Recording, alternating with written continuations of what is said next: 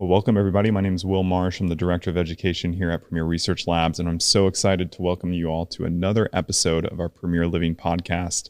Once again, I'm joined here with our Technical Director, Nathan Dodge. Nathan, it's a pleasure to see you again. Always good to be here, Will. And we are actually going to be talking about optimizing your daily rhythms, basically to support optimal and premier outcomes in every single day that you live. And I think it's, something that we take for granted, our sleep and wake cycles. And what I really wanted to maybe frame first for our audience, what are the key processes, right, that help your body wake up to a new day and actually help your body settle down to rest in the evening? Sure. This is it can be a very complicated discussion. It's multifaceted for sure. But really, I think the whole idea of rhythm is so important here. The idea of having separated stages to your day so that you're clearly delineating that sleep from wakefulness. Because what ends up happening so often in modern life, and let's face it, it's a complex stew of sensory input that just bombards us all day long. I think probably one of those concepts that I very frequently return to is the idea of how much really just the sensorial input for human beings has changed in the last 100 or so years. Mm-hmm. There was a time when darkness at night was truly darkness. If there were any light at all, it came from torches or from candles. It was just a very, very faint form of light, a very natural form of light. And essentially with the advent of electricity, with the adoption of electric lighting, you really kind of eliminated true darkness. It's difficult at this point to find places that are really, really naturally dark anymore. You really almost have to think about it that way, that night should be dark as possible, really, to return to that state that was naturally meant to be what we lived in. And then that way you can separate the dark hours in which sleep would occur from the wakeful hours, which of course then were in the light and the sun. And so you hear a lot there's a lot of podcasts, obviously, as we know, with people delivering their lectures on these sorts of things and sleep patterns and healthful sleep. And then of course what you need to do to be awake. And so you can borrow a lot from that. There's certainly things that I would take from that and certainly make general statements about these topics. But you hear a lot about the idea of that wakefulness. First thing you need to do is to set those patterns such that you have a time in which you sleep that you set for your sleeping, and you need to adhere to that. And then in the same way you're doing that, then you're adhering to your wakefulness schedule. So set aside the time for sleep. We talk about 8 hours of sleep all the time. This is optimal. And again, optimal is relative. Everyone has a specific amount of sleep, but it does seem like somewhere between 6 to 8 or 6 to 9 hours of sleep is generally good for most people. And then if you set that time such that then you have beginning, termination, and then you have the initiation of wakefulness, and you stick to that, they find that definitely keeping those patterns over time is a much more healthful way to live. Of course, when we start talking about that, we think then, well, how often is it that this gets interrupted? And you can't stick to that schedule. The daily grind comes in and interferes with that. You have things to do at night. You can't keep that sleep schedule set. You have to wake up at different times because of different things going on in your life. Stress will make sleep difficult. All of these sorts of things that come into play. And so really just that very fundamental idea of setting those schedules, it really is vital. And as much as you can adhere to that, you really should. There will always be interruptions, I understand that, but as much as you can adhere to that schedule, that's sort of recommendation number one, if you will, in terms of having that healthful sleep and wake cycle. And is that because, I think you could point to maybe a lot of different reasons why, but one maybe that comes to the top of my mind is more like metabolic entrainment and conditioning factors for how the processes of the body know when to start up, right? What are the benefits of that? Like, why is that beneficial to have like a set pattern and a set, hey, this is when I'm supposed to wake up and this is when I'm supposed to go to sleep? What happens to the body when it's kind of, conditioned in that way? So again, keeping those schedules and being in that condition, if you will, or having that conditioning allows the body to go through its proper repair cycle, which is really what sleep is. It's funny how much the misinterpretation of sleep as being it's this restful period where nothing happens. Quite the contrary, so much happens when you sleep, and so much of it is related to repair. And the processes that basically have to go on to fix all of the little things that went on during the daily cycle of wakefulness, the damage that was accumulated essentially. The sleep period is the time for the body to fix itself, to replenish itself, to make those little repairs it needs to. Glycogen restoration is a big part of sleeping. Not to mention the fact that protein synthesis, muscle building occurs during the sleep period very heavily. It's the most or the most profound, if you will, muscle growth period actually tends to be during the sleep cycle. On top of that, there's also the thing that I like to talk about a lot, which is the glymphatic system and clearance of waste material from the brain. And again, this is such maybe a newer, if you will, understanding that we've really gained over the last 20 years or so is really what the glymphatic system is and what it does, and that its activation is during sleep.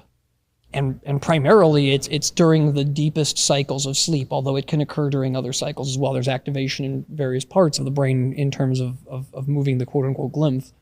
But if you don't have proper sleep cycles, if you're not getting full sleep, essentially, so you're hitting all those cycles going from higher activity to lower activity in the brain, you won't get that proper clearance. And there's so many connections now being made in terms of seeing that disorders of the brain, so everything from anxiety disorders to Alzheimer's, or to at least the building up of amyloid plaques and various other things in the brain, is in some way at least governed by the glymphatic system and its ability to clear the brain of metabolic waste products. So important to get proper sleep. And that's why the uninterrupted sleep, if you can, is so important, because you have to really allow the brain to get through all of its cycles. Everything, again, from your reducing, as it were, the activity level of the brain, so that the brain waves themselves, it's going from high activity to low activity. And that deepest part of sleep, when you're in the delta wave, that's when so much actually occurs in the body.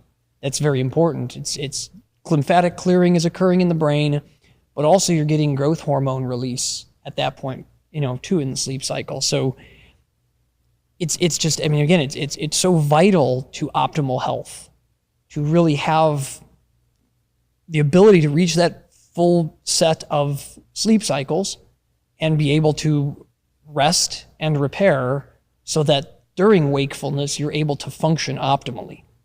So would you, I think it's interesting because, probably a lot of practitioners listening in, clients, consumers, right? A lot of us typically, when we think about it, we're adhering to a daily schedule of what's going on when the sun's up, right? When I'm eating my first meal, when I'm maybe taking a break, when I have a certain level of activity. Those are all really, really important. But scientifically speaking, would you say that it's most important to have your sleep pattern locked in? I would definitely say that, because there are, and again, there's all these different things that are tossed around, terminology that you hear. One that I hear frequently is this idea of chronotyping. So when a person is most active, both in terms of their ability to function physically and the ability to function mentally, at what times of the day. And if you really look at that, what it shows is that there's this continuum, if you will. It's a spectrum of where people land on that. And so although you can take any slice of the population in a sample size and you can say, all right, we're going to have this whole group of people test, some sort of physical activity. It could be running, if it, some aerobic exercise, or it could be anaerobic. It could be, weightlifting or something like that. It could be paying attention to a task, all of these things that you can do. And again, you find this spectrum. It's hard to isolate that for all people, this is going to work. So, some people work out in the morning, some people work out at night. Some people find that for whatever reason, their best period of productivity in doing their job is from 11 a.m. to 1 p.m. Again, it's this spectrum. So it's really difficult to pigeonhole everybody to one spot. Whereas a sleep schedule, really, again, and sleep schedules that they're finding now that are very time dependent too, in terms of during the period of darkness, being in that sleep state seems to be the most impactful in terms of positive health outcomes. And they've even got studies showing almost down to very specific times in that darkness period, if you will, and finding that health outcomes for people who go to sleep past a certain point in the evening are diminished versus those who go to bed at a certain time, nearer this sort of optimal time, if you will. And definitely passing after the midnight point seems to, and again, not conclusively, but seems to have a deleterious effect on health. So the later past midnight you go, essentially, to sleep, the less of this beneficial activity occurs in the brain and the body. So, what they find very frequently is people who are shift workers, people who who work midnight shift and then or an overnight shift and then sleep during the day, certainly have far less optimal health. That does seem to be the most common finding in terms of when they start to really drill into these sleep and wakefulness patterns, because you have essentially someone who has a pattern. It's an established pattern for them, and they've, in most cases, been doing it for, generally speaking, I've seen in a lot of these studies, people have been doing this for years. People who are working through what is normally darkness and the time in which they would be asleep, and instead they're going to sleep at 8 a.m., for example, or something like that, which is, typically speaking, then the time when, if you're following a light and dark cycle, that's when you would be at that peak wakefulness getting really established in your day. And anyone who works these swing shifts or works a midnight shift or whatever, not having an optimized sleep schedule, it becomes very, very difficult for them to achieve the repair needed to be at optimal health. And it's a really scary thought, because you think about how many people have to work jobs where, again, they're working overnight, or they may be working overnight for a few days and all of a sudden the shift swings and they're working during the day and they can never establish a proper sleep and wakefulness cycle. So again, I mean, it's a condition of the modern world perhaps, but certainly something that I think we really need to pay more attention to as we learn more about the beneficial effects of having that distinct sleep wakefulness cycle and trying to adhere to the dark and light cycle as much as possible. Yeah, it makes me think about, the reality of, can we ever fully escape the influence of the largest, celestial object in our solar system, which is the sun, right? And, I would probably argue, no, we live, I mean, maybe eventually when we live in domes or something like that on a different planet, but the reality of it is we have to be mindful of what is the universal clock of the human paradigm, which is what's shining above us every single day. Oh, certainly. And really, when you think about that, none of this would be possible without the sun's energy. And, look at the simplest forms of life, the earliest forms of life.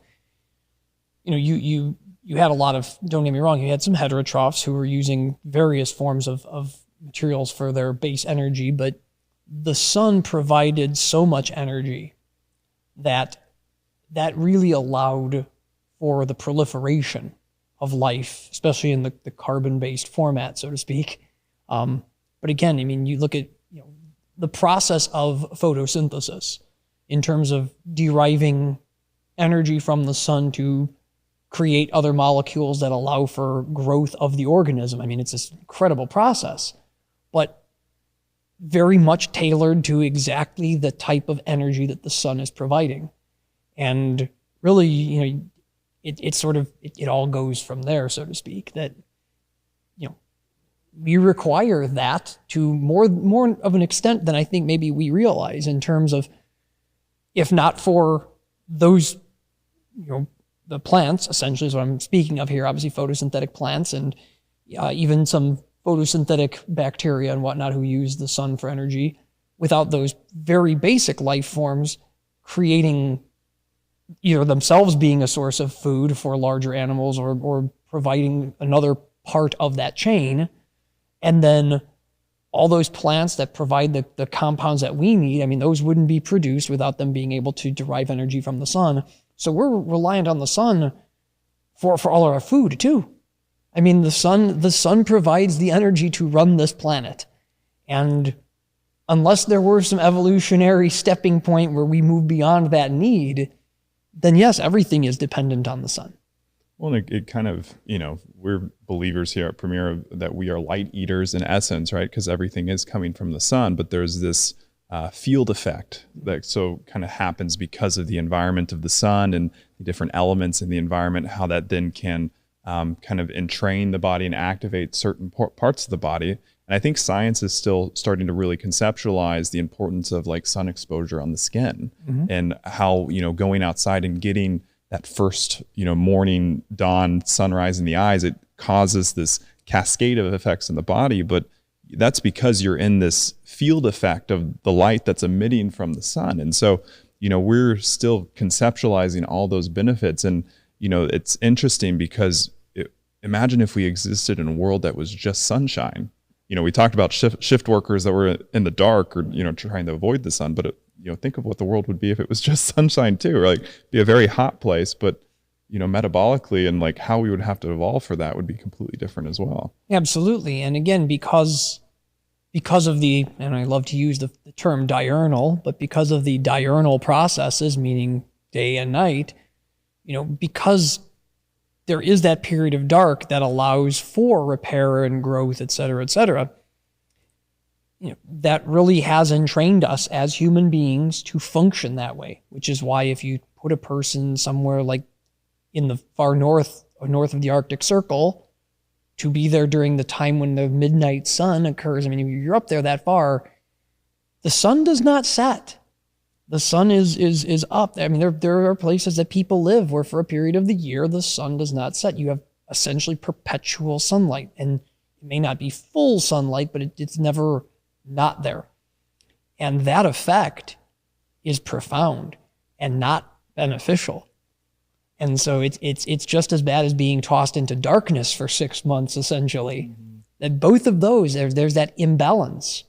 And that imbalance is so negatively skewed, it's so deleterious to health, that it really just goes to highlight the fact that we do have those cycles. We do have to have that period of light and period of dark, or you're going to start to see some serious problems with your body. Yeah, I mean, it's poetic in a sense, right? I mean, you could apply that philosophy to every single aspect of life, period. Is, you have to have rhythms of day and night, light and dark. And so in that same vein, we want to talk about optimizing those rhythms. And, since we've focused so much on sleep, let's talk about waking up and actually priming ourselves for our day. And then we'll maybe hop into sleep.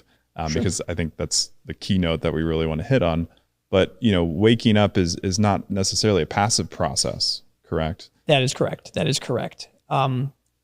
It's really funny to me sometimes, actually, because so much of what I hear in other podcasts, there's been so much recently about this idea of how do you optimize your morning routine? So in other words, really what they're saying is, how do you wake up? How do you start your day for really being in the prime of your health and being able to be the most productive person you can be? And getting morning sunshine as soon as possible is incredibly important. There's definite positive effects that seem to be quite profound from this exposure to sunlight early in the day. And getting that exposure before a certain time in the day too. So really this 9 a.m. cutoff point, you really should be getting natural sunlight on your skin, into your eyes, prior to 9 a.m. The effects of this really essentially, to keep it just very, very simple, I mean, it's really waking you up.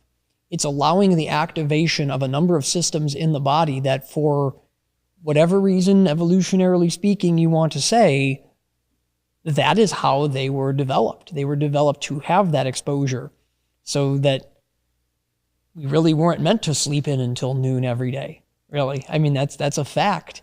And so activation of multiple parts of the eye and the way that that actually generates activity in the brain, that is dependent on this, really very heavily dependent on being exposed to natural light. In addition, the metabolism shows this very interesting skewing, if you will, toward a positive trend, a skew toward the positive, when the sleep cycle is complete and then you wake up and are exposed to natural light prior to 9 a.m. And there are more and more studies being published daily, well, at least frequently, but more and more studies being published showing just how beneficial this is and really how much our health is dependent on that part of the schedule in order, again, to be at optimal health throughout the day. Talk about caffeine for a little bit. I think there's very distinct sects that believe, for some people believe caffeine's totally fine upon waking. Some people believe that it should be avoided until, later in the morning. Talk to us a little bit about your philosophy, how you approach caffeine, and maybe for our practitioners and our viewers, some strategies to help them maybe understand whether caffeine is something that is optimal for them to take, or maybe something for them to maybe avoid. Well, I suppose this is going to get controversial probably, so I like this question because, as you know, and as everyone here at PRL knows, I am an inveterate user of caffeine. I love caffeine. I love coffee. I love tea. I drink them daily.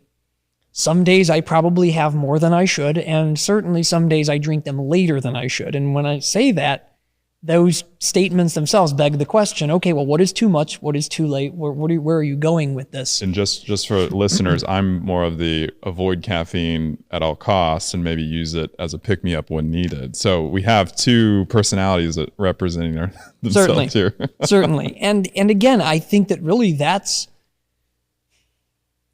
it is a very individualized use case. Every person really needs to find what works for them. If they choose to use caffeine, the choice of how to use it is incredibly important, because it is well known that there are two distinct subsets of humans: those who metabolize caffeine much more efficiently and rapidly, called fast metabolizers, very clever, and those who don't metabolize it as efficiently and therefore are very cleverly known as slow metabolizers.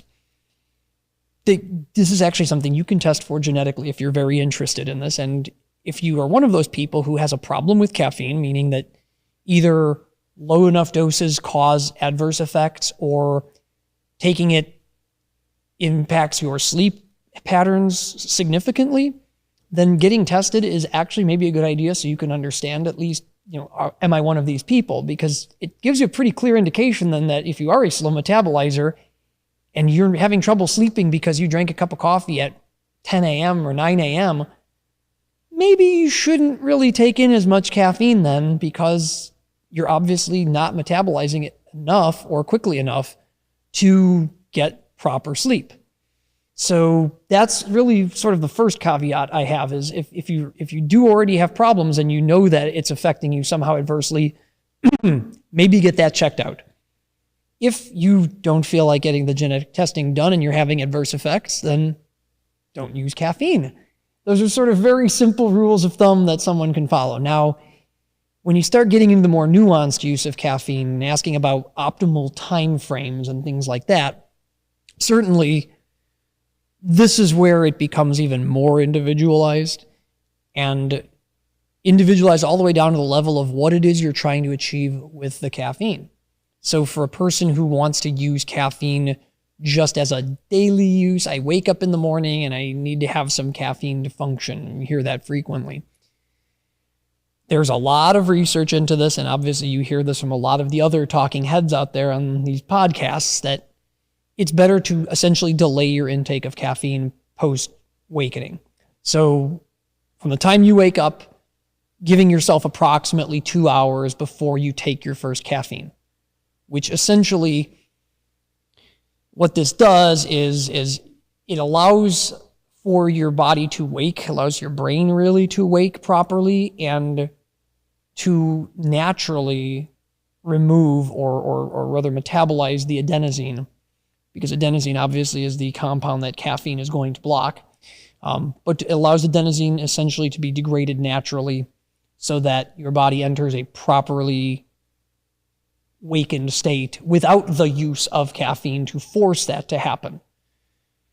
If you take caffeine prior to this 2-hour window, so upon waking, you just take it basically in the first 20 minutes of being awake, what this does is it seems to reset that sleep clock, again, this established pattern of sleep, such that you're forcing yourself into a state of wakefulness with the caffeine, and you're bypassing your body's normal pathway to wakefulness.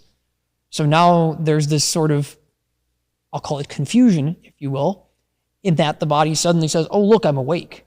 So this, by nature, should be about a 2-hour period where I get into proper wakefulness. But all of a sudden, I'm here. So I must have actually gotten up at this period an hour and a half ago.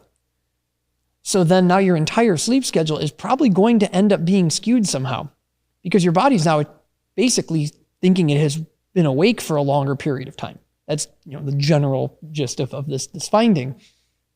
And of course, then that affects your sleep patterns. It starts to be problematic in terms of, again, that repair phase that you need to have, which is sleep.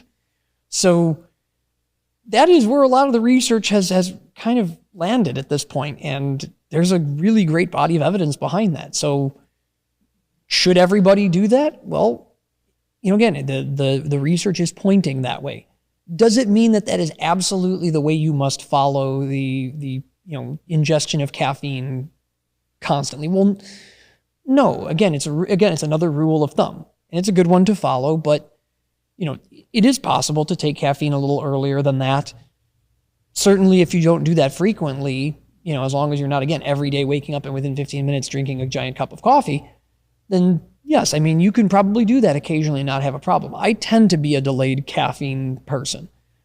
And for me, it has had less to do with, listening to anyone tell me this, because I've been doing this for years. I've never just taken caffeine right from the onset of being awake.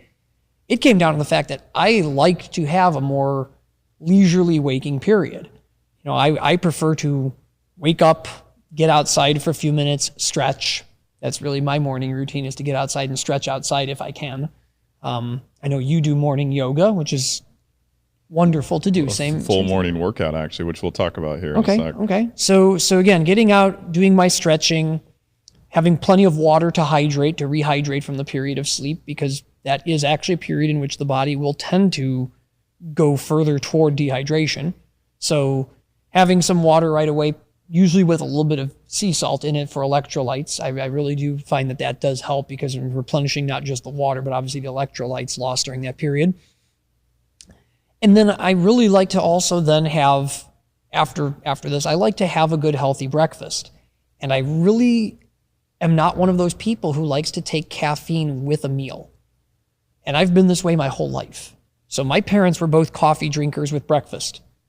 I could never do that. For whatever reason, I could not, I don't know if it was mental or physical, but I couldn't stomach the idea of drinking a cup of coffee while I'm eating my breakfast. And a lot of this probably came down to the fact that my breakfast is generally pretty healthy. I tend to eat things like a low-fat yogurt, some sort of whole grain, oatmeal or a bran, something that I'm getting in. So I'm getting my carbohydrates with a little bit of protein, low fat, definitely some kind of fresh fruit with that. And I really, for the most part, don't like the taste of coffee.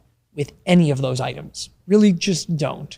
And tea, same thing, basically. I mean, I know there's a lot of people out there who would probably say, oh, it's fine, I'll drink tea with anything. But since I'm a green tea drinker and I really appreciate the flavor of green tea, a good high quality green tea, especially Japanese green teas, and I'm going to go give my little push there for Japanese green teas, but the flavors are so subtle and in my opinion, just beautiful, that I drink my tea with nothing else, and usually 30 to 40 minutes minimum past eating something, because I don't want to have any residual taste perception from something. I want to taste the tea.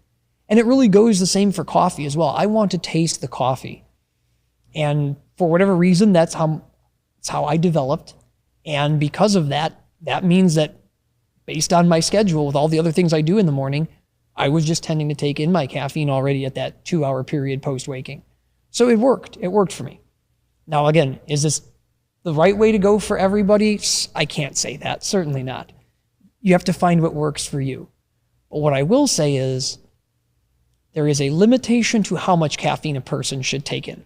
And this is something I adhere to pretty strongly now, having learned my lesson in the past, in my youth. As I said before, for people who experience negative effects from caffeine, you probably should consider how much you're taking in, or if you should take it at all. If you don't necessarily experience those negative effects, that's great. But realize that past a certain point, you probably will experience negative effects if you take caffeine to a certain level. And in many cases, those negative effects won't be felt profoundly for a while. So you can take in these higher doses of caffeine without knowing necessarily that you're really having these negative effects until it catches up with you. And this really happened to me in my life. So as a quick anecdote about this, in college, I used a lot more caffeine than I use now. And you have to think, I was taking caffeine basically throughout the day. So I would have my morning caffeine, usually a big cup of coffee, again, around 8:30, so about 2 hours after I had awakened. And then I'd probably have another cup of coffee again at like 10 o'clock. So I'd have a class, for example, when I was in college, you have a class in the morning, get out of that class, go get myself another big cup of coffee. Then I would go to work in the lab. And while I'm in the lab, I'd take a break and have another big cup of coffee. And then when I was done working in the lab in the early afternoon, if I didn't have a class, it was time to go to the gym. And so before the gym, it's time for pre-workout, which has a pretty massive dose of caffeine there. Get my workout in, get done, do all of those other things to get ready for my evening classes or evening lab work or whatever I had to do. So sometime in the late afternoon, big cup of tea. Had to have my green tea. So drink that. Probably, if it was lab work, have another green tea some point in the middle of my lab work, or right after class, have another big cup of green tea or black tea if that's what I was having a taste for at the moment. So I was finding that in the course of a day, I mean, I was consuming very easily 800, 1,000 milligrams of caffeine. I know that, and some days I did actually keep a journal, and I realized, wow, there are many days where I'm actually over a gram of caffeine a day. And the reason I started keeping the journal was that I started to feel the effects eventually. I didn't feel them immediately. I was able to continue on doing what I did and feel mostly normal throughout the day. I started having sleep issues about 2 months into this routine where I was really just taking in a massive amount of caffeine. I didn't think much of it. And it really didn't hit me hard until the summer, after the semester was over. The spring semester was over and I was on summer break. And I took a job working construction. And I was so dehydrated during the day working outside, and I couldn't figure out why. I said, I have plenty of water, I have electrolyte drink to go with it. Why do I still feel so terribly dehydrated? And I realized I was not sleeping well at all. But for whatever reason, I wasn't even thinking about that until I started paying attention to that. And I realized, wow, I'm not sleeping well. I wonder what's wrong. So I actually went to go see a friend of mine who was a physician. And he said, you really should probably take a look at how much caffeine you're drinking. And I said, what do you mean? And he said, well, you came into my office with a giant mug of coffee. And you're asking me about your sleep. And I said, okay. So that's when I started journaling it, and I realized just how much caffeine I was taking in. And really that was about it for my large dose caffeine days, because I realized, wow, I mean, even at that point, the recommended caffeine for a day was about 400 milligrams per person max. I mean, that's when I realized, wow, I'm over double this. And some days, I can tell you right now, the worst I ever had that I recorded, I was about 1,600 milligrams of caffeine. And that can be incredibly dangerous for people who are sensitive to caffeine. So yes, I had to take a hard stop on that, change the way I was taking my caffeine in. And I'm proud to say that most days now I stay well below the 400 milligrams per day. I'm generally right now, at least at this point, I'm averaging only around 200 milligrams a day. And I do it typically in two doses, so to speak. So I'll do a morning and an early afternoon dose so that I can still get my sleep at night. So thanks for sharing that. So I think it's a great anecdote for those listening, and maybe as a guide, how much maybe not to take in regards certainly. Or maybe awareness of where maybe you're yourself or maybe consuming too much caffeine. But natural versus synthetic, we've talked about the caffeine powders before, but what's the benefit of going for a natural substance that has caffeine, like our wonderful Premier coffee, versus a just pure white powder caffeine? So I will definitely say this. So first off, almost all the caffeine on the market is really natural. It's just extracted and then purified. And while that's a way that I think marketing angles it to be very clever, to say, oh, well, this is natural caffeine. Well, yes, it's natural in that it came from coffee, probably from green coffee bean, but then it was extracted and purified. So yeah, it was naturally derived, I suppose, but it still has that semi-synthetic quality. And we talk a lot about that and what is natural versus synthetic versus semi-synthetic. And I'm not casting any aspersions here on that part. It's the marketing part of it that kind of gives me a pause to tell someone that this is natural when, yes, it's from a natural source. But it doesn't include all of those other beneficial compounds that you get from the rest of the plant that contains the caffeine. So when we think of coffee, for example, you're not just getting caffeine. I mean, you're getting 1,000 other chemicals in there, and quite a few which are very beneficial to health. I mean, chlorogenic acids, wonderful antioxidant compounds. You're not getting that when you just take a purified caffeine. You're just getting the caffeine. You're not getting any antioxidants. You're just getting caffeine.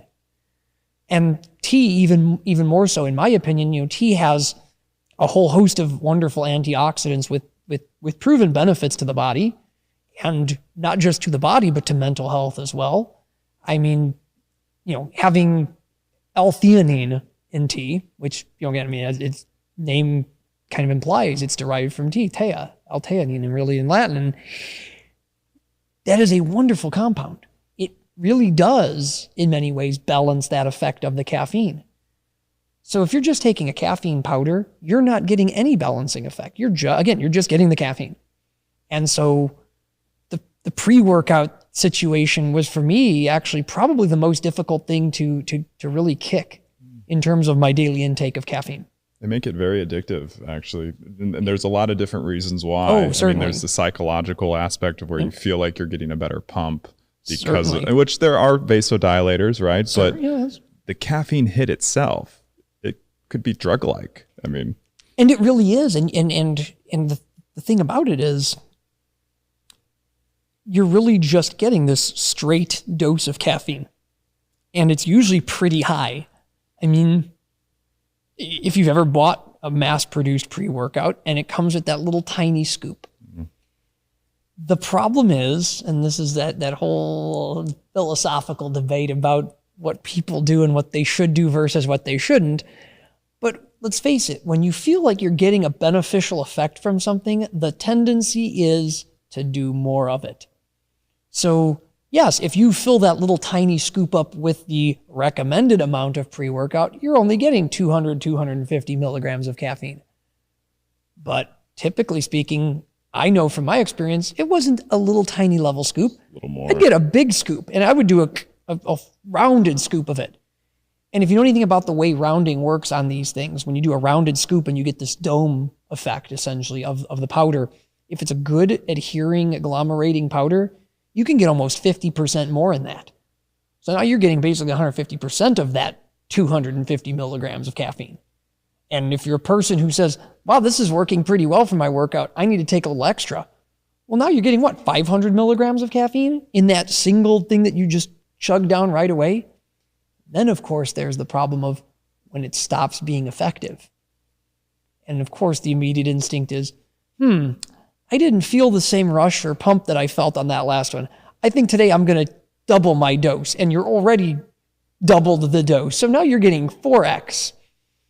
Okay, now you're pushing into that 1 gram territory like I was talking about. This is where things get really scary, actually. And we look at how these things are being pushed and how really young people who are interested in fitness are essentially being told, oh, you need to take this pre-workout. It's going to get you the best workout of your life. Well, I can tell you right now from experience that maybe once in a while you take that and it really gives you this great experience, this great workout. But I don't use pre-workouts anymore and I still get great workouts. So for me, it doesn't even make any sense why I did that when I was younger, except that I bought into the hype. Yeah, it's a lot of ways, it's a placebo-like effect, right? From the marketing and, what's on the packaging. And a lot of people aren't cued enough into their body to really understand, what factors relate to a really, successful workout and what drives that feeling of like accomplishment. And it's usually not the pre-workout that's, it might psych you up, but it's all the other domino effects from the workout that kind of go into play. And I was the same way. I was a natural bodybuilder, in past life. I used to work for a sports nutrition company. I sold many a pre-workout in my day, and I've sampled a lot on the market in that tenure. And, the reality was that you would always reach a limit of when it felt effective. You'd always want to take more. Then you would start to, for me, I wasn't even fully aware of like nervous system entrainment and like how that traps your nervous system into a certain conditioning pattern, which, we talked about how that dose of caffeine completely resets your biological clock in a lot of ways. And, I was working out, 10 p.m., 9 p.m., right? And, there's college kids I know that do that and they take a dose of pre-workout and then they want to go to bed 3 to 4 hours later after that. And I'm like, you're not getting any quality of sleep, right? And, this is where, we talk about, how you can structure your day for success. And I think it's really being mindful as we've kind of, through this arc that we've gone through, be mindful of your stimulant intake and like when that's actually there. Certainly. And that's going to lead to optimal outcomes in the future. Absolutely. Sleep. So, yeah. What are ways, I also, something that I also really found beneficial in my journey, and maybe you've experienced this as well, but it's really starting to understand your cortisol curve and really starting to become aware of how stress is impacting your circadian rhythm. Yes. One of the big changes I made in the last, I would say, year or so was starting to work out all the time in the morning instead of in the evening. I used to be, after work, it was kind of like my stress reliever was to add more stress physiologically by going into the gym. But, I was finding that, I was just always taxed the next day. I was never feeling fully rested. And it felt like my morning cortisol was way too high. Like I was just drained physiologically. And what was really interesting is I had to get over that hump to even want to go work out in the morning, right? There's a lot of, let's just say there was a lot of momentum built up behind that pattern. But when I started to adopt, a morning workout and like kind of match the cortisol peak that happens when you wake up, because for those that might not be aware, there's a huge cortisol dump right when your body wakes up. And that's kind of it primes all the different processes in your body to like kickstart, because you're going to be moving now. Yes. Right. And so the body needs to be aware of that. And so when I adopted, I'm going to be in line with this cortisol curve, I found, inflammation went down, blood markers, vastly improved, blood pressure, all these different markers. And it was literally just from shifting when that additional stress of working out was in my day. And so talk to maybe audience a little bit about that cortisol curve and, you know, how we can maybe support healthy management of that as well. So when you think about that, and what you point out is really interesting. So yes, upon awakening, there is a massive surge in cortisol. And that's a good thing because, again, you need it to be primed for your day. You need to be awake. You need to have it's technically the biggest one of the biggest the day. one. It should be. Should be. It should be. And see, this is where I was going with this, is that it should be the biggest one of the day. If you time your, and again, this goes right back to this idea of delaying your caffeine intake too, is that the idea being that, all right, you've reached this wakefulness point, surge of cortisol, it, in theory, should start to come down during the day, so that what happens is you level off, and you should have only the amount of cortisol that's essentially essential for your body to run, more or less, without having massive spikes of cortisol. Now what happens is we've structured our lives such that we tend to have spikes of cortisol throughout the day. Terrible spikes too, to the point where they end up being higher than the initial drop of cortisol that you get when you awake. And the problem with using stimulants, the problem with having a very stressful life, the problem with timing certain things perhaps incorrectly to meet that cortisol curve is what you end up with is this. And it's throughout the whole day. And then all of a sudden you try to go to sleep and it doesn't make any sense. Your body is not in the state where it can actually really achieve that because your cortisol is still high then at 9, 10, 11 p.m. And it's a really weird sort of situation for us. And you hear this frequently about needing to stay away from blue light, for example, after a certain point. Well, going right back to this idea of the day and night, the diurnal patterns, darkness, light, sleep, wakefulness. We're exposed to blue light constantly from electronics that we use, and we shouldn't be. But blue light exposure actually causes cortisol release. So being exposed to it late at night, and let's face it, so many people, you're using your phone late at night, you're on the computer, whatever, you're just setting yourself up for failure in that next phase, which is sleep. You won't be able to get where you need to get for sleep. And then so you're delaying the ability to get into proper sleep. And then you're going to be waking up, by the time you get into sleep, you're going to be waking up 3 hours, 4 hours later. Well, that's not going to get you the amount of rest you need. And it's a spiral in the end, because then you're tired when you wake up and you say, I need something to keep me awake. I'll take some caffeine. And now look what you just did. You just keep doing it, and it doesn't resolve itself. And this idea of adrenal fatigue or adrenal burnout, really what that's really saying, I think, and to put it in maybe more scientific terms, is it's overstimulation or overactivation of the HPA axis. And if you have high cortisol levels all day long, just look at the damage that high levels of cortisol cause inside the body. And that's a very profound effect. So everything from blood sugar mismanagement, so insulin issues, to hyperinflammatory states. I mean, it's like a wrecking ball for your body.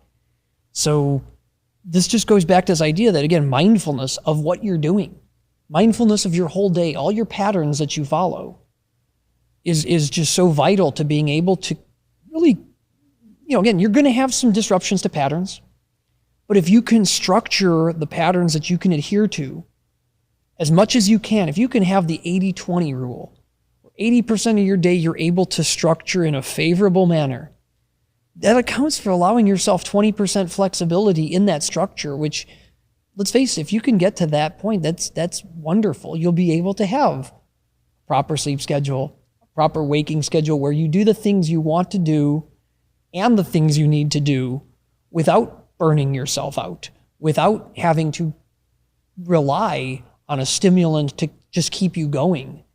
And so being mindful is really the key to success, because it allows you to set the parameters you need to set to be healthy. Yeah, I think it's a beautiful nugget that you just really shared was that 80-20 rule. We so often apply it to the diet. We don't think about it, how it can apply to every choice we make, every decision along the decision tree of the day.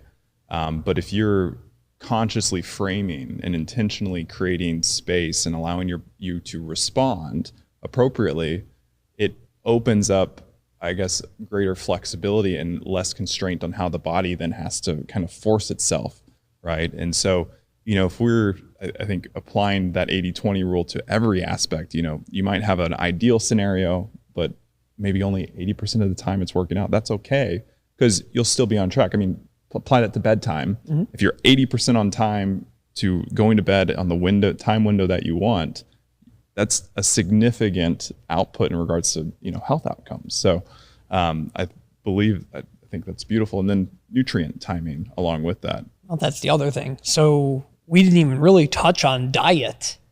We only touched on one additive compound to the diet and then just general ideas of sleep. The diet is also going to play a major portion of this because you have to be able to fuel yourself properly. And when we think about even just thinking of something simple like your morning workout, right? So you like to do a morning workout after you wake up. Do you do it fasted or do you eat something first? What's your habit? Fasted. So, I do use our fermented beets. I may take some amino acids, easy to digest, simple, not really requiring a overall enzymatic activity that's really breaking that down into smaller components, but body just can assimilate that, right? Yes. So and then stimulant free though. Well, again, that's wonderful. And having something, especially again, like the amino acids, because the uptake is so quick. It's a rapid uptake. Utilization is very high on amino acids, typically free amino acids. So that is something you do see quite frequently with people who work out in the morning. They are still in a fasted state. By taking the aminos, they're not really breaking the fasted state. So that's a really great habit to have. And what it does is it's still allowing you to take in something that can partially account for this added stress you're going to have, that you're going to take on immediately upon waking. And that's really then, that comes down to the idea of diets and supplementation, what's healthy for supporting the things you're going to do when you're awake or when you sleep for that matter, but making sure that those patterns are there as well to support the overall pattern of sleep and wake. So for you, that's a wonderful thing to do. I myself haven't done fasted workout in quite some time, but when I did, I did the same thing. I would take amino acids. That was the extent of what I would take before I would get into fasted, and primarily it was fasted cardio, especially for doing things like mixed martial arts. Fasted cardio is something I did. And anecdotally, it feels like it primes kind of the body for the rest of the day. Well, that is definitely the key. So a little bit of physical activity in the morning, it really does reap a lot of benefits. Because if you think about it too, any kind of stretching activity in the morning, getting yourself out of a state where in sleep, the body has a tendency to, although it's relaxed in some ways, I mean, I use quotation marks when I say relaxed there, but it's relaxed, but we end up in positions when we sleep, just physical manipulations of the body, if you will, that aren't necessarily favorable. And for whatever reason, we manage to sleep in these positions that otherwise might seem somewhat uncomfortable. So if you can't have complete control over the way you sleep and be able to be in this perfectly supine position or lying perfectly on your left-hand side with arm cradled, legs posted up over a pillow so that it's keeping the gap in the thigh to prevent, there's all these little things you can do. And if you can't do all of that, if you wake up in the morning, a stretch is so important. You're moving properly in hopefully you're stretching properly and following proper form and guidelines for stretching, but you're giving a little bit of physical activity enough to really get the heart rate moving. You're increasing heart rate, so you're going to get some more blood flow. You're stretching your body in naturally occurring ways, so the proper movement for the body. You're getting synovial fluid is starting to move properly for joints or lubrication. It's really great to have that movement then first thing and take advantage of the fact that you are now coming out of sleep. You're going to have that cortisol spike, but for most people, gentle exercise. I don't necessarily recommend a very vigorous exercise first thing in the morning, but for some people it works. But for those who can't do something incredibly vigorous, something soft, stretching, tai chi, qigong, something like that is wonderful for just, again, I like to call it catching, if you will. It's catching the cortisol. So you know you're going to have the spike as you wake up and you come out of it. It's a stressful thing, waking up. So being able to catch the cortisol and kind of do this with it. So I'm going to wake up and I'm going to immediately do something that is not stressful, but I find very relaxing. It's still keeping me moving, so my body's not going to just want to go back to sleep. But it's still not so stressful that I'm compounding the cortisol release. And for you as a person who's worked out enough, I think that's maybe part of the reason why you doing a workout, it can be vigorous in the morning, because for you that is relaxing. It is in a way, yeah. It's and I think there's this, one of the worst things I know there's a lot of people that do it, and I'm guilty of it too, but it's that sleep inertia aspect of laying in the bed and then opening up the phone, right? And I think we all do it. We're all guilty of it at some level, but taking a moment to realize what that is doing, and especially if you're then going on social media and then getting bombarded by stimuli, you're immediately, and we all do it sometimes too, checking the work email, right? But you're not even allowing the mind and the body to ground into this new reality, which is a brand new day, right? So taking 5-10 minutes to breathe, to move, to hydrate, to just integrate. Mm-hmm.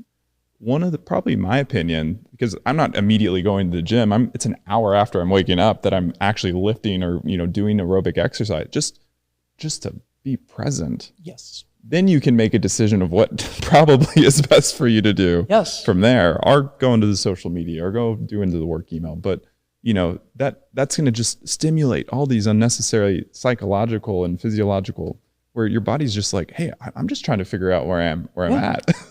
Well, you and I talk about this frequently here at work, the idea that when you wake up, you go outside, you get some natural sunlight, ground yourself, literally. Take off your shoes and socks if you're not barefoot already. I sleep barefoot, now you know too much about me. And just walk outside and put your feet on the ground.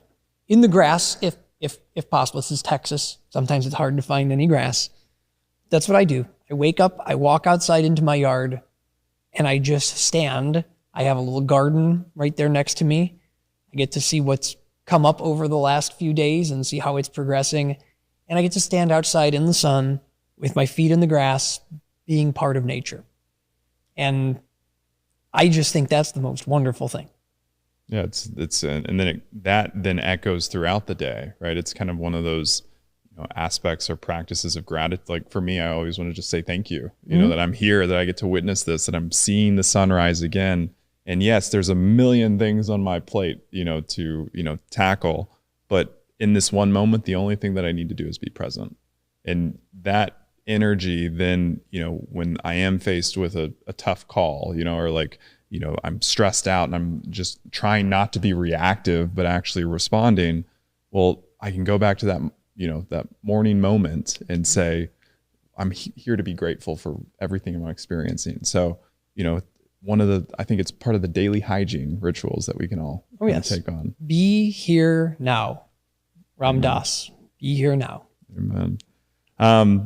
We have a lot of products, and, we're going to be featuring this month Cognitropic and Tranquinol. They're kind of our flagship products for both, healthy days and restful nights. And they work together synergistically.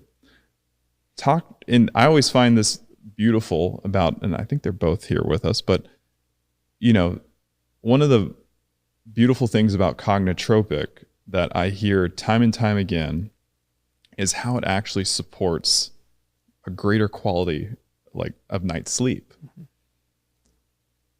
Would you like to explain that scientifically, why that's relevant based on the ingredient profile? Well, so Cognitropic has, and again, I'm a sucker for coffee and anything about coffee, so let's just face it.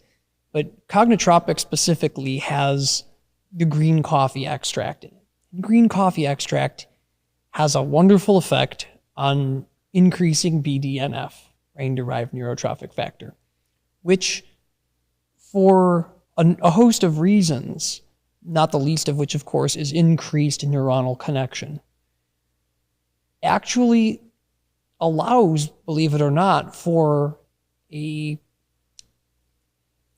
I'll say maybe an increased perception of the quality of sleep, in terms of if the activity of the brain is high and you're doing a lot of things that are causing cognition to be taxed essentially during the day, building up better, more efficient connections between the neurons in the brain is so essential for the brain to do what it needs to do. And then on top of that, if you're achieving peak performance of your brain, then when you sleep, you will also typically have a much more efficient sleep cycle, meaning or your cycles, if you will, of sleep, because your brain has been able to essentially produce, and I say produce, maybe that's not the best term, but your brain has been able to perform and you do get a product out of it, which is your outcome, whatever it is that you're doing. And in doing so, a healthy brain that is stimulated properly typically will clear properly too. So as long as you have efficient sleep cycles, you get that glymphatic clearance that you need to have. And more research shows that, yes, if your brain is healthy, your daytime functioning brain and your sleeping, clearing brain, if you will, when it's on its cleaning cycle, so to speak, it actually is this sort of additive effect, so that it clears properly. So then the next day when your brain is fully functioning and running, because it's been cleaned properly, it's able to function more. And if you're having better connections built by having this more increase in BDNF that you could get from green coffee extract, well, guess what? The next night it clears itself out again very efficiently. And you just continue to do this. The less waste material in the brain, the more efficient the brain becomes. The more efficient the brain becomes, the better is it clearing out the waste material. It's a wonderful cycle that actually is an improvement cycle, continuous improvement cycle, if you will. And then, of course, Numentics. I can't say enough about Numentics. You like Numentics? I love Numentics. There's so many analogies that you can pair with Numentics, but I would love to hear yours. Well, so the one thing I really like about Numentics is, and I know our CEO, Nick, always talks about this, that he gets a very solid increase in his perceived brain activity from Numentics without the push that caffeine gives. So taking something like Numentics is going to allow for, again, a very perceptible increase in clear functioning of the brain without necessarily having to have something that stimulates the whole body like something like caffeine does, because caffeine does end up stimulating the whole body. You feel it physically very, very much, and in some cases far more physically maybe than you feel it mentally. Numentics really is I feel at least primarily mentally when I take it. I don't feel the sort of jittery, the pump, if you will, from the caffeine. Yeah. I don't feel that. Well, the experience I've always had with Cognitropic, Numentics, and Neurofactor is it's almost a dilative capacity neuronally. Mm-hmm. But, that probably in other areas of the body it's felt as well, probably beneficially, right? Yes. It's high antioxidant. It's a very, yes. And that's really, it's an antioxidant for the brain, which, when you think about the active process of thinking, which, I always make the analogy of the car, and the engine of the body is the brain in this scenario. People could argue it's maybe the mitochondria or whatever. For this analogy, it's the brain. And the brain is on, constantly moving. The pistons are firing on all cylinders, and there's going to be waste metabolites that build up. There's going to be oxidative, reactive oxidative species that come up. And, that's just slug. It's just, muck. That's now in the brain that it has to be cleared. Obviously, either during sleep or through some metabolic process. And when you're providing Numentics to the brain, it's literally antioxidants that can help the body manage that stress more effectively. Yes, absolutely. And again, those two ingredients have such great clinical research behind them. You know, there's a lot of stuff out on the market that, you know, it's being taken on a wing and a prayer. Whereas, you know, something like Numentics, you know, it really, when you think about it, it's one of, I mean, really it's been around for a very long time too. I've known Numentics forever. History to it. I mean, the cultivation of the spearmint and, you know, how they selected the specific species and they grew it over decades and they're harvesting a specific part of it, right?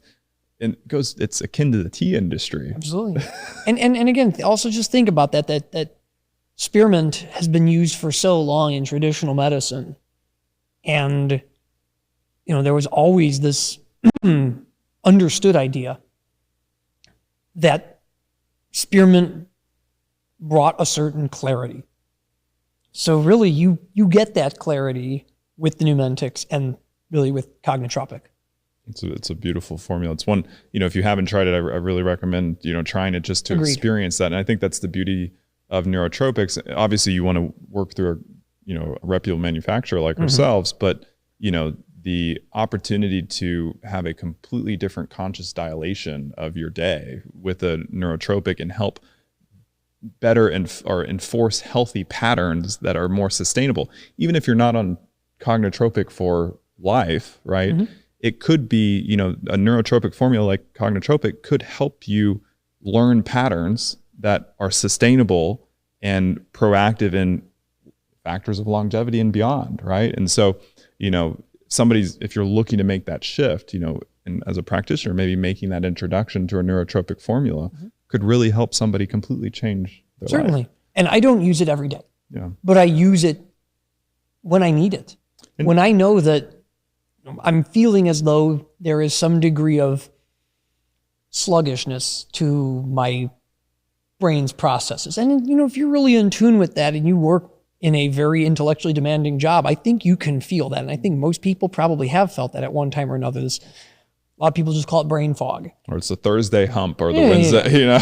But again, taking Cognitropic has provided that little boost, that little bit of a boost to allow me to regain that, what I feel at least is the proper functioning of my brain.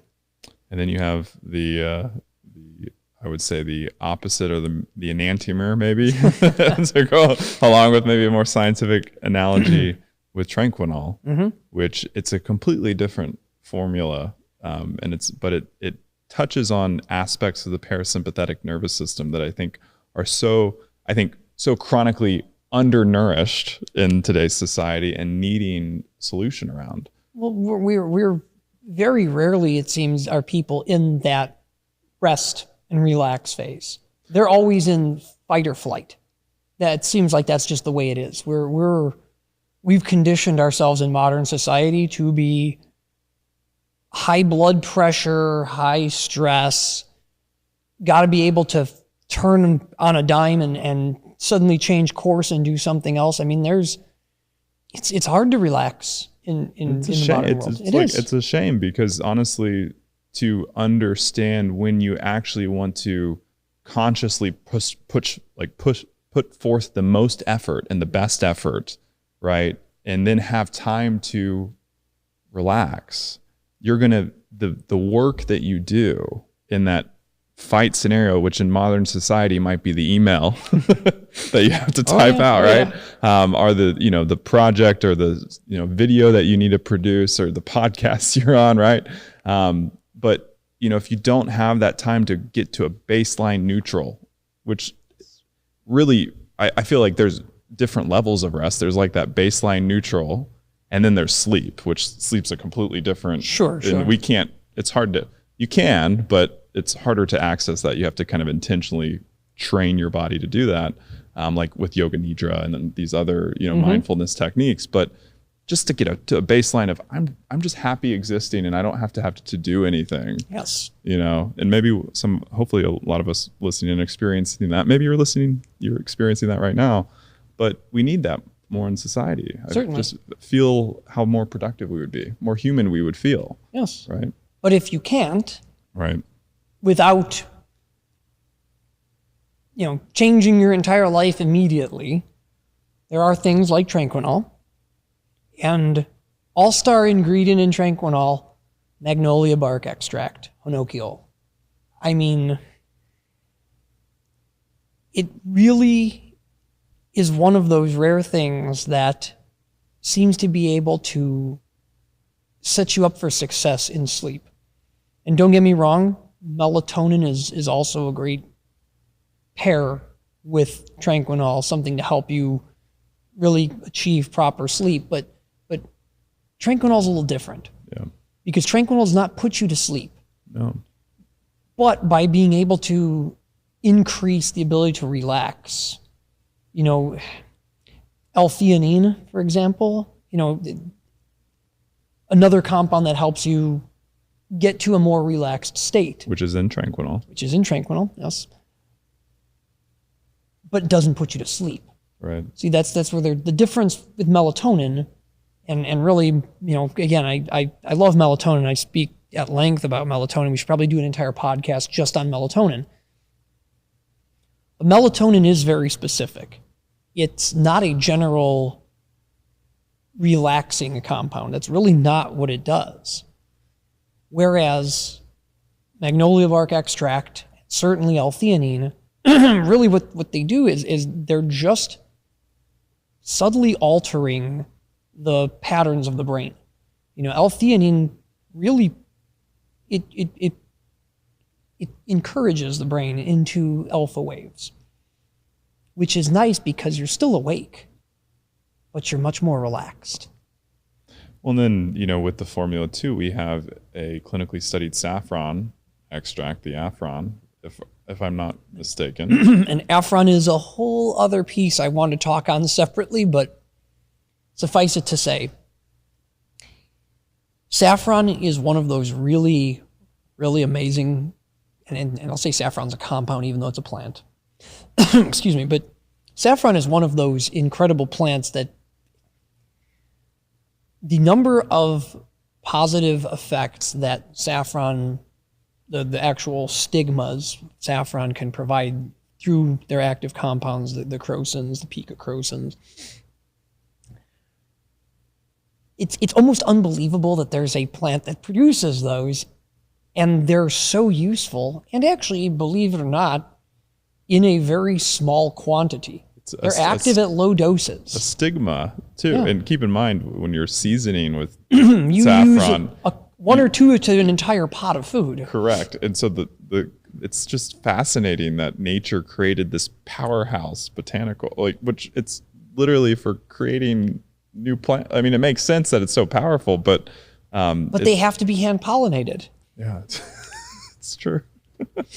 but again, I mean, it's one of those interesting things that Afron, obviously wonderful product. Extracts of saffron have such incredibly proven effects that's, I think, probably the real, maybe the kicker of this, if you will, is that all of these ingredients are very well studied.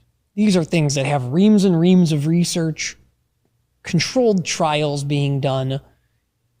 The evidence is pretty darn clear.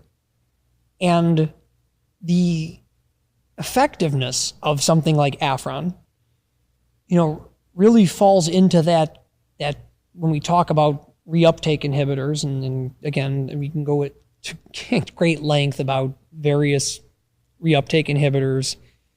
But when you talk about something like Afron or even just saffron in general, it really is a triple reuptake inhibitor. So, you're getting the reuptake inhibition is serotonin, dopamine, and norepinephrine. What's really interesting is, and maybe it's that norepinephrine reuptake inhibition that's really doing it, but it's not making you sleepy. But it's still allowing you, if you so choose or so wanted to go to sleep. And again, having the addition of the L-theanine in there, having the addition of the magnolia extract, it's really just providing what I would consider to be an optimal combination to allow you to relax whenever you need to during the day, but also sort of optimizing the pre-sleep condition, if you will, so that you can take this to get your mind and body ready to then make that next step into sleep if that's the time of day you choose to take it. Yeah, it's a beautiful physiological primer to help your body easily slip into sleep if needed, right? Yes. And so like, using Tranquinol 2 to 3 hours before you're going to go to bed to help with your nighttime routine. Great way just to kind of create a pattern and help enforce that, hey, we're going to go to bed. It's time to relax, yes, maybe I'll reach for the phone and maybe I'll, reply to some emails, but at least I'm having some nutrients in my system that are kind of enforcing Correct. what is that next stage of the day, which is going to bed. Magnesium malate is in the product. We get a lot of confusion. The reason I'm bringing it up is we get a lot of confusion on magnesium malate and why that is in the product, because it's not a magnesium supplement. We're only getting around 50 milligrams of magnesium, if I'm not mistaken, but you're getting a pretty decent dose of malate, malic acid. What are the benefits of that malic acid? So one of the nice things about malic acid is malic acid also plays a role in the relaxation cycle, which is really great. Malic acid is one of those interesting compounds as well. So what I have found, at least, is that malic acid for me and magnesium malate, I used to take a large dose of magnesium malate when I was younger to assist with sleep. And it really, just because of the way the malate itself functions, malate is part of the overall citric acid cycle in the body. It's actually part of a number of different waste and recycling processes in the body. So it's used, it's waste, it gets recycled. It's a ubiquitous molecule, if you will, not maybe as ubiquitous as ubiquinol or ubiquinone, but you could very easily say this is also a ubiquitous compound in the body. But again, it's necessary for a number of functions in the brain as well, but also the rest of the body. It's vital part of cellular health in general. And I think one of the things we forget, and I mentioned it earlier just kind of in passing, is sleep is not really the point where you shut down. These processes are still happening. They still need to be fueled. And so having something that supports the citric acid cycle in the cells is incredibly important. And actually, that's one of the major ways that the malate is functioning in the body. So you are really still feeding the body. And Tranquinol is feeding the body through a number of different pathways because you have a number of compounds in there that act in different ways. But you're getting magnesium malate, so you're not just getting the magnesium, which is, of course, a relaxing molecule, as it's well known for, but it's also such a vital part of so many functions. You're also getting the malate form as well, which is then helping to drive other functions. So when we talk about premier research labs being very focused on this whole nutrition, so trying to be very holistic in terms of providing more than just the single molecule that has an effect. When you take something like Tranquinol, you're really getting a package deal, so to speak. You're getting proven compounds that work in multiple pathways to support healthy relaxation.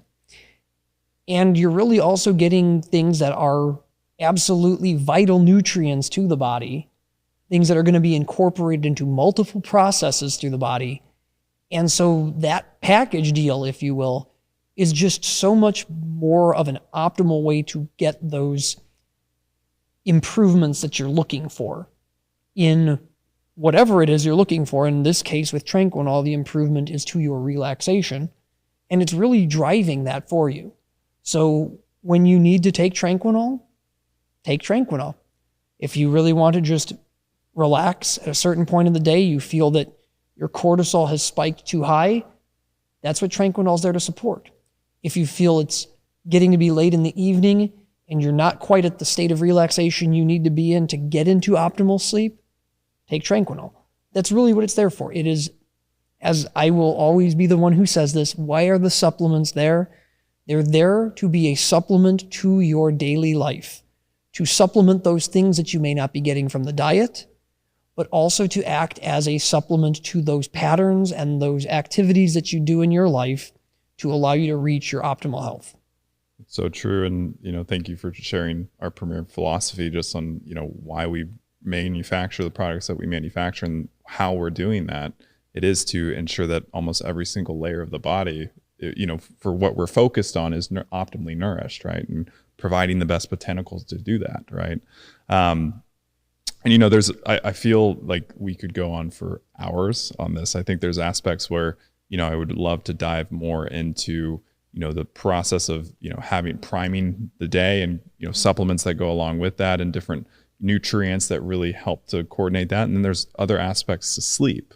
So what I believe we should do is maybe reserve our next conversation to tap into some more of those other areas. But I guess for our audience here, just in terms of healthy patterning for day and nighttime routines, is there anything else that you feel should be shared? Just the parting shot, right? So I think this all comes back to the idea of mindfulness, being aware of oneself and aware of what one is doing throughout the entire day. And that optimizing your life, optimizing your health starts with just that first step. Make that one step to try to optimize. It can be very simple, but say, hey, you know what? I think I'm going to start trying to make sure that I get to bed every night by 11 p.m. I don't want to go till midnight or 1 o'clock. I'm going to try to go to bed every night at 11 p.m., making that my goal, my first goal that I want to achieve, and start there. Start with that one step. And getting into these patterns, it takes establishing the pattern. So make that one step, take that first step, I should say, and really make the one change that you want to make to start your journey to optimal health. That's so true. And it could be, whether that's going to bed at a specific time, it could be, maybe giving yourself an hour before you have that cup of coffee, if you're drinking it every time right when you wake up.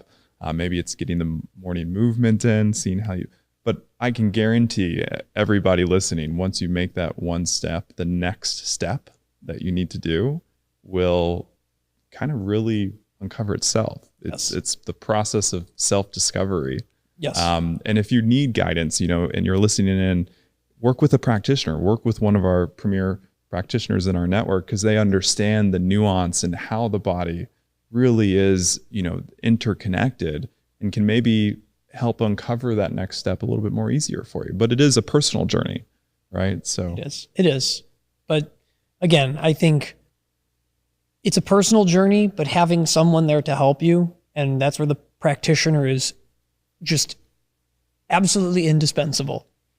You have someone there who can help you with that journey and be there with you along that journey. And that is really the key to all of this. It's so true.